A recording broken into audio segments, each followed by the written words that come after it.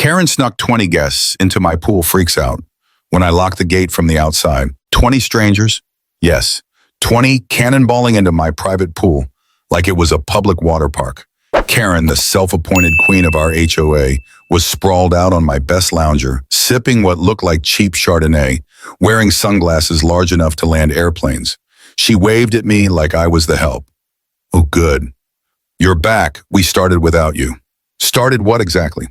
My own backyard had been converted into what can only be described as a suburban Roman bathhouse. Children splashing, adults grilling. Someone even dragged a portable speaker blasting 80s pop hits. And my side gate, the one I always lock, swung wide open. I didn't scream. I didn't argue. I didn't even drop my grocery bags. I just turned, walked calmly to the main fence, and clicked the lock shut from the outside. The look on Karen's face, priceless, like a raccoon caught elbows deep in a trash can. Let me rewind a bit. I'm not the grumpy old guy on the block. I keep to myself, keep my lawn tidy, and occasionally help neighbors fix their fences when storms roll through. My property's on the edge of the subdivision, fenced, gated, and clearly marked private. I pay my HOA dues, follow the rules, and in return, I expect to be left alone. Simple, right? Except nothing is simple when Karen is involved. Karen Delaney, a name that strikes fear into lawn chairs and mailboxes alike. She tried to fine me last year for painting my fence eggshell white instead of approved beige. Before that, she cited me for a non-conforming mailbox flag. The crime, it was shaped like a little American eagle. Too patriotic, apparently, but this pool stunt, she'd outdone herself. Here's what happened. That morning, I left early for the farmer's market, got some fresh corn, a few tomatoes, and a jar of local honey.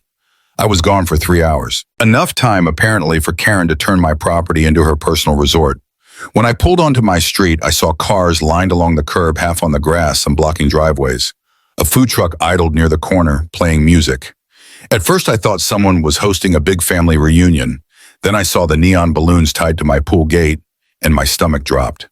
The gate had been forced open. Karen must have either picked the lock or lifted the latch from underneath, a trick kids sometimes use, but this was no child's prank.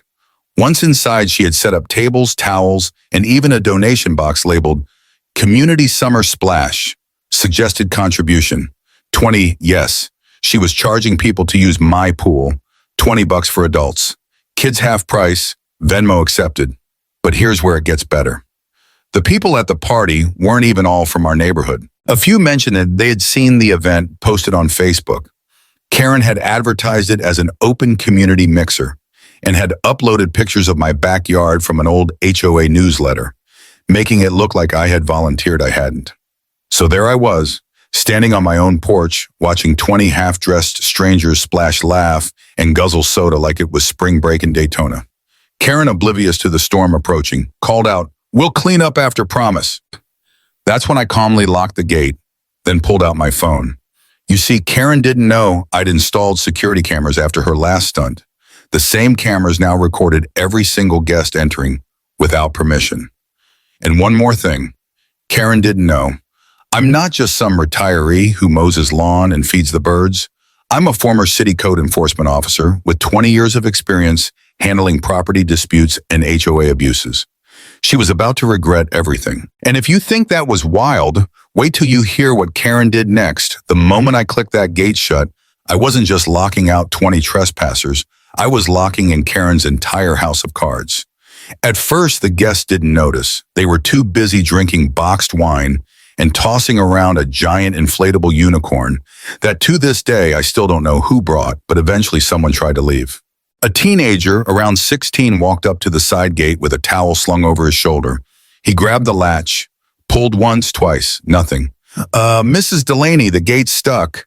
Karen, lounging like Cleopatra reborn, didn't even flinch.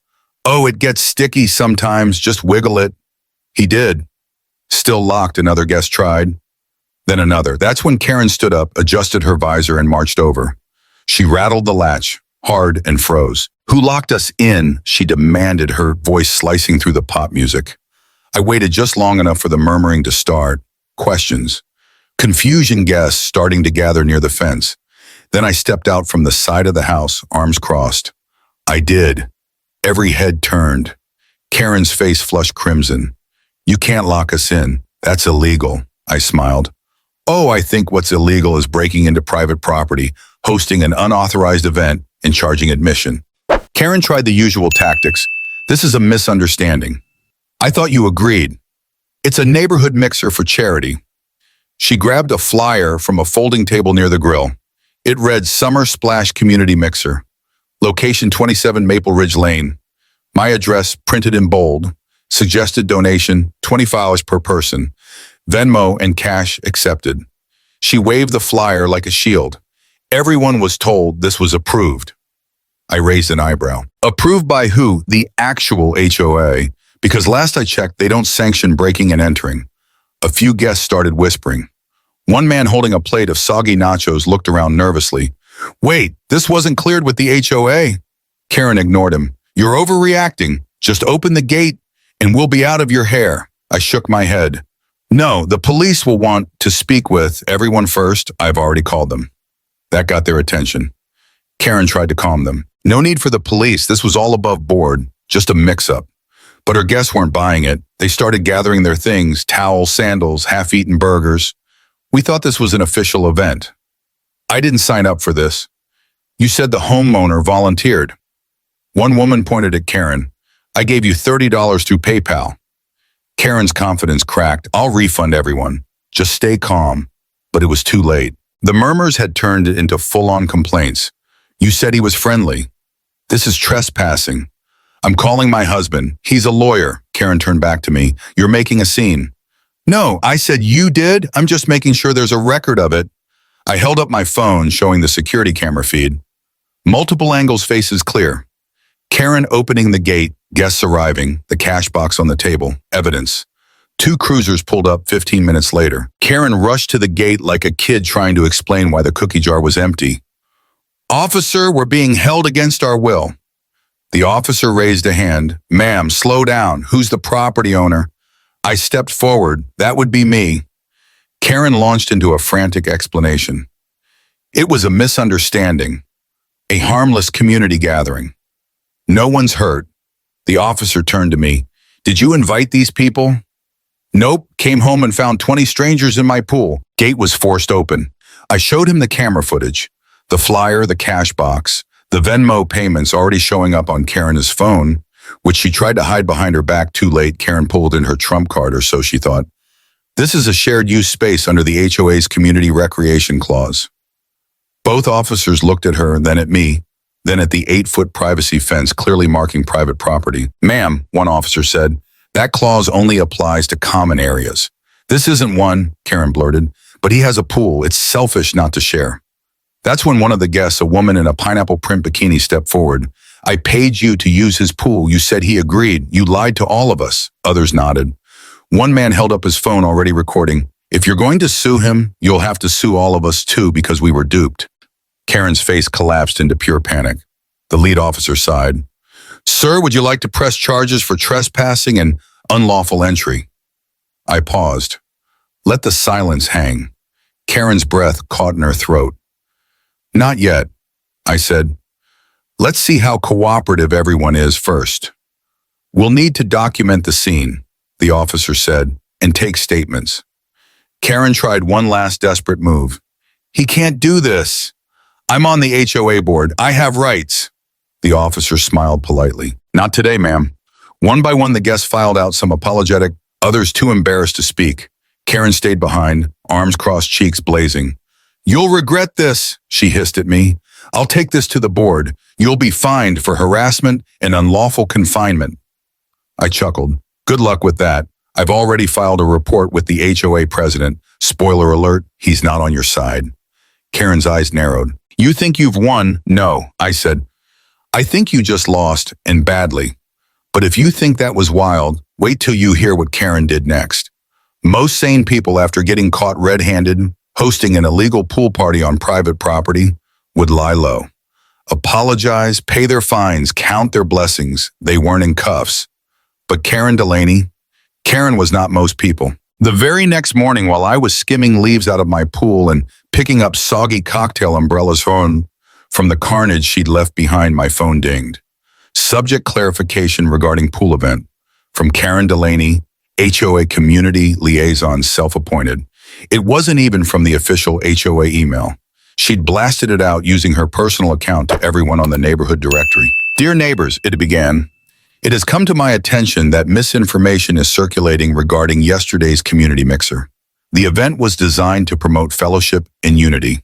Unfortunately, due to unforeseen misunderstandings and a regrettable overreaction by one homeowner, the gathering was interrupted.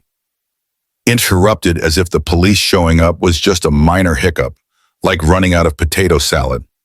Please disregard any rumors suggesting misconduct. No laws were broken, and any videos circulating online are being reviewed for privacy violations." So now I was the villain. She even had the gall to add, "We appreciate your continued support as we work to ensure our community remains welcoming and inclusive." Welcoming and inclusive. That's HOA code for "I'll bully you with a smile on my face." By noon, flyers were taped to street signs and community bulletin boards. Summer togetherness under threat. Homeowner takes aggressive action against HOA-supported events. She'd even photoshopped a picture of me standing near my locked gate. It looked like a mugshot, except she'd cropped out the part where the police were standing beside me, agreeing I had every right to secure my property. Neighbors started whispering, some supportive, others nervous. A few of the more timid residents, the same ones who always grumbled about neighborhood unity, started siding with Karen. It was just a pool party. Maybe he overreacted. Karen's just trying to build community. The narrative was shifting. And Karen. She smelled opportunity. 3 days later, at the monthly HOA meeting, Karen made her big move. I arrived early with Curtis, my lawyer and longtime friend. Curtis has a face made for courtrooms and a voice that could make a speeding ticket sound like a federal case. Karen strutted in with a rolling suitcase full of what I can only assume were her carefully color-coded Karen files.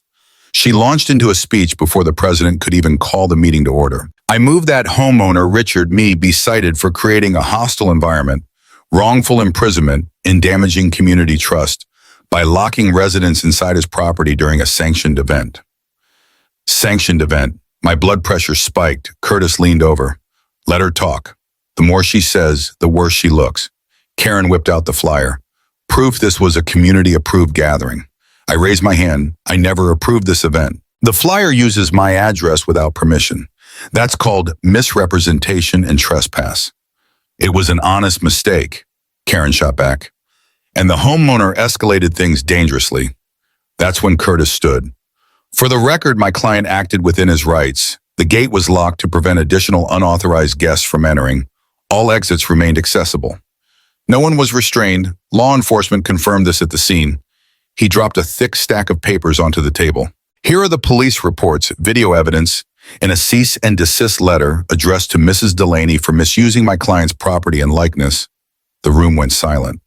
Even Karen's usual allies, the lawn ornament police and mailbox color patrol, shifted uncomfortably. Jim, the actual HOA president, cleared his throat. "Given the legal concerns presented, the board will review this matter privately. No citations will be issued today." Karen's jaw clenched. "You're just letting him get away with this." "No," Jim said. "We're following due process, something you've neglected." A few neighbors clapped quietly. Others stayed silent. The line in the sand was becoming clear. The neighborhood was splitting. Over the next week, Karen doubled down. She created a private Facebook group, Simmons Valley Community Defenders. Only residents approved by Karen could join. Those who refused or stayed neutral found themselves quietly iced out. Group BBQ invitations revoked lawn care discount programs. Suddenly, full noise complaints filed for minor infractions, like dogs barking or wind chimes. Neighbors who once waved at me now looked away. A few apologized in hushed tones when Karen wasn't watching. "We don't want trouble." She says you're suing everyone. "We just want to keep the peace." The irony, Karen created the trouble. But fear makes people forget who started the fire. But Karen had miscalculated. While she was busy turning neighbors into informants, I was gathering my own allies. Curtis wasn't just my lawyer. He was also a former HOA compliance consultant. He knew every rule, every loophole, every trick in the HOA playbook. And Jim, the HOA president, he'd grown tired of Karen's antics too. "She's been a problem for years," he told me privately. This time she's gone too far. With Jim's quiet blessing, Curtis and I drafted a motion to audit Karen's financial records relating to HOA-sponsored events. Challenge her use of the HOA name for private fundraisers. Request a community vote on limiting board powers, specifically Karen's self-appointed community liaison title. As news of the audit spread, more neighbors came forward. One elderly couple admitted Karen had charged them $50 last year for holiday decoration compliance counseling. A single mom revealed Karen had fined her $200 for non-compliant Halloween decor money that was supposed to go to the HOA but never appeared in the financial reports. Curtis smiled when he heard that. Pattern of misuse beautiful. The tide was turning.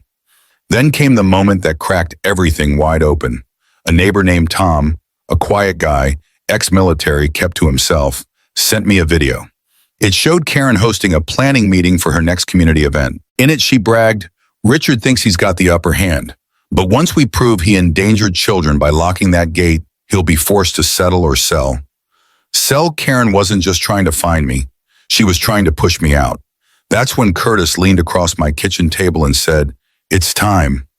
"Time for what?" I asked. "To go public. She's been waging a quiet war. Let's shine a spotlight. But if you think Karen was ready to back down, you haven't met Karen. If you think this was squalled, wait till you hear what she did next. Let Karen think she's still winning," he said. "The higher she climbs, the harder the fall." So we waited. Karen grew bolder. More flyers, more Facebook posts, more fines for neighbors who dared to attend unauthorized gatherings, which now included backyard BBQs and even driveway birthday parties. Her little Facebook group ballooned to almost 100 members, but quantity didn't equal loyalty. Half were there just to watch the train wreck unfold. Then came the notice, special town hall community compliance concerns. Friday 7 p.m. HOA Clubhouse. Karen requested it herself. Her goal pushed for a vote to censure me and remove me from good standing, which could, under HOA bylaws, trigger forced mediation or even fines for hostile conduct.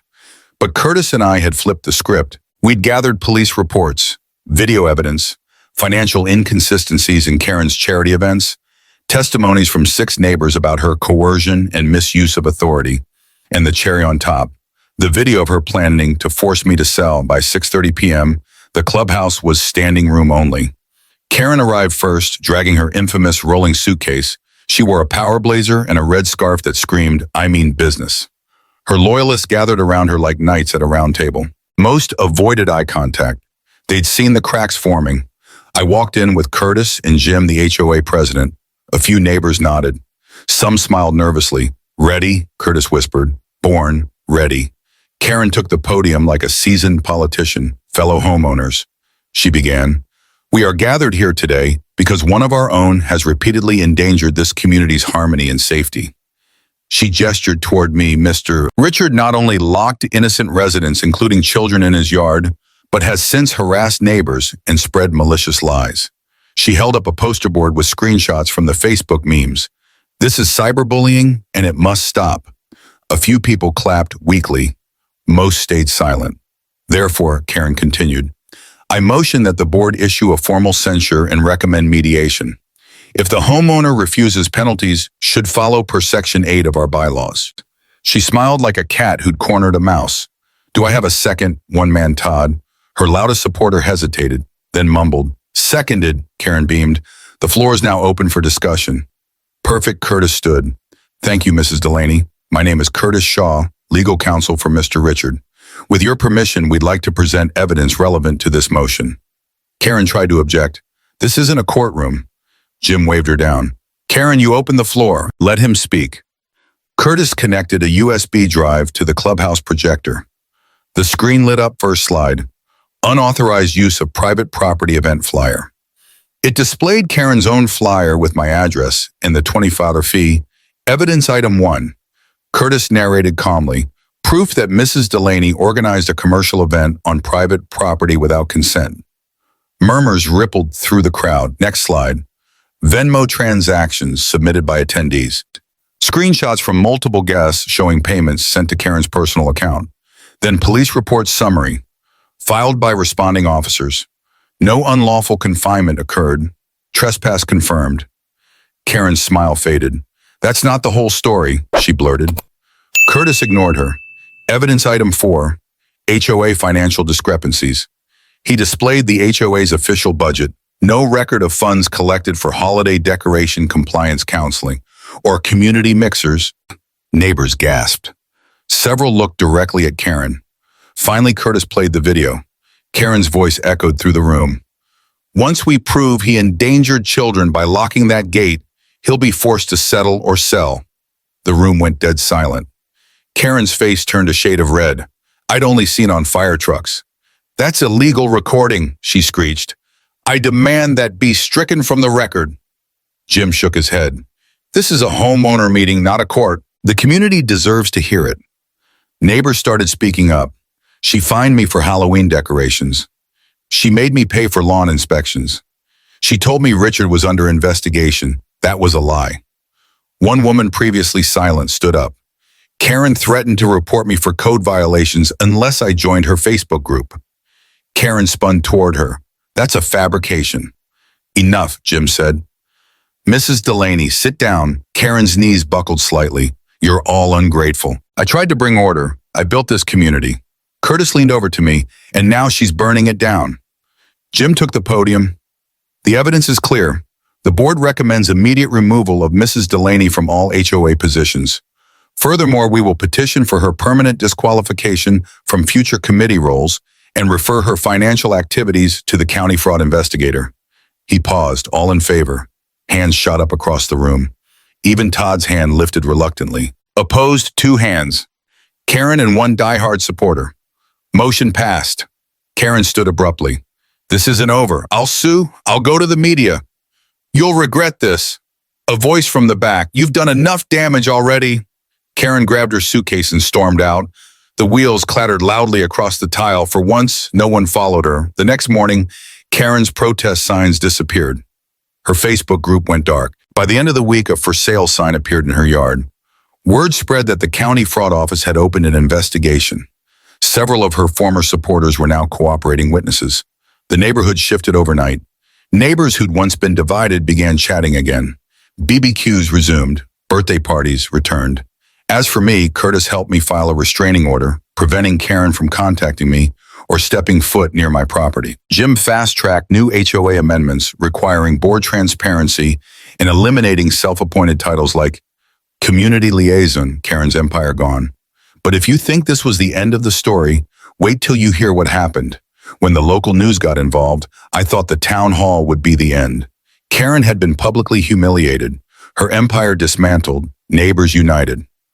But Karen wasn't done. 3 days later, a news van rolled into the neighborhood. Our local Channel 9 News parked right in front of Karen's house. Karen stepped outside in a pressed blazer. No red scarf this time, and greeted the reporters like a celebrity at a movie premiere. She clutched a manila folder labeled Community Abuse File in thick black marker. I'm here today, she told the camera, to speak out against HOA corruption and bullying. She didn't name me directly, but the implication was clear. Certain residents, she said, have weaponized legal loopholes to intimidate and silence those of us trying to build unity. She even claimed she was being forced out by a coordinated campaign of harassment. I nearly choked on my coffee. Channel 9 reached out for comment. At first I declined, but Curtis said, it's time people heard the full story. So with Jim's blessing, I invited the news team to my home. I showed them the police reports, the video of Karen's illegal pool party, the HOA board vote results, testimonies from neighbors Karen had fined or bullied, the video where she plotted to make me sell my home. We have no desire to continue this feud. I told the reporter, we just want peace, privacy, and accountability. The reporter nodded. And now you have it. That night, Channel 9 ran a special segment, Neighborhood Showdown, HOA Leader Ousted After Backyard Controversy. They aired footage from Karen's pool party, blurred faces, and showed clips from the town hall. Karen's accusations were followed immediately by police statements confirming no wrongdoing on my part.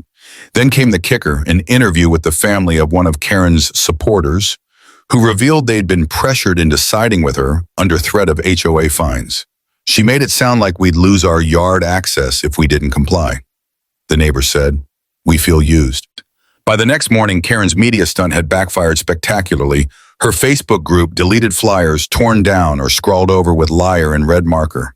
The for sale sign on her front lawn now had an extra sticker. Price reduced, neighbors began stopping by my house not to argue but to apologize. We should have spoken up sooner. We didn't know how bad it had gotten. If you ever need help fixing up the yard, let us know. Even Todd, the man who once seconded Karen's motion to censure me, came over. I was wrong. He said simply, I nodded. We all make mistakes. It's what you do after that counts. In the weeks that followed, Karen sold her house and moved out quietly. The county fraud investigation confirmed she'd pocketed over $4,000 in unauthorized fees. She was fined and barred from holding HOA roles anywhere in the county. Jim spearheaded new HOA reforms. No more self-appointed titles. Full financial transparency. Limits on fines and enforcement powers. Homeowners gained the right to request third-party mediators for disputes. The neighborhood changed. Not just the rules, but the attitude. Neighbors started hosting real community events. Voluntary, respectful. No clipboards, no power trips. I repaired the pool gate. This time adding a keypad entry system. Repainted the deck chairs, installed better security cameras, and I put up a new sign, private property. Trespassers will be locked in again. Just for laughs, Max. My old Labrador took his usual spot by the fence each morning, keeping watch like a retired sheriff. 2 months later, we hosted a real community. BBQ. No flyers. No politics. Just neighbors. Curtis grilled burgers. Jim brought homemade lemonade. Even some folks who once sided with Karen came humbled, but welcomed. The pineapple bikini lady from the pool party showed up with a peach cobbler and a sheepish grin. Mind if I swim this time with permission? I laughed. Permission granted. Kids splashed. Adults chatted. No one brought a clipboard. The air felt light, free as the sun set and string lights glowed over the patio. Jim raised a glass. To learning the hard way that rules are for protection, not for power. And to knowing, Curtis added, that when you stand your ground the right way, truth wins. We all clinked glasses. Max barked once approving. If you think Karen was finally done, you're right. But what she left behind taught us all a lesson. We won't forget. Stay tuned next. I'll tell you what happened. When Karen tried one last desperate legal maneuver before skipping town. Spoiler, it didn't end well. When the dust finally settled, my backyard wasn't just cleaner, it was wiser. The fence stood taller, the neighbors stood closer, and the community stood stronger. But most importantly, we all stood smarter. Karen thought the HOA was her personal kingdom. She thought she could rewrite the rules, turn community standards into weapons, use fear to gather followers. And for a while it worked. Why? Because no one pushed back. People stayed quiet because it was easier. No one wanted drama. No one wanted to be the difficult neighbor. No one wanted to challenge a bully with a clipboard. Until someone did. And when the truth came out, it didn't just protect me, it freed everyone. A good HOA can protect property values, keep common areas safe, resolve disputes fairly, but without checks and balances, it can become a mini dictatorship. Karen was the cautionary tale. She turned guidelines into demands, suggestions into mandates, neighbors into enemies. It wasn't about community, it was about control. Here's what I learned and what I hope everyone watching remembers. The majority is almost always reasonable. They want peace, quiet fairness. But when they stay silent, it gives the loudest voice all the power. Bullies don't need a majority, they just need fear. Once we spoke up, just a few at first, the spell broke, and the majority took back control. If you don't defend your backyard, someone will move in and charge admission. Literally, that's not just about fences and pools, it's about your rights, your property, your peace. Stand up early, stand up clearly. And when someone tries to turn neighborliness into tyranny, lock the gate, call the cops, call your lawyer, and call their bluff. Now, I want to hear from you. Have you ever dealt with a power-hungry HOA or a Karen in your neighborhood? What would you have done in my shoes? What's the wildest HOA drama you have seen?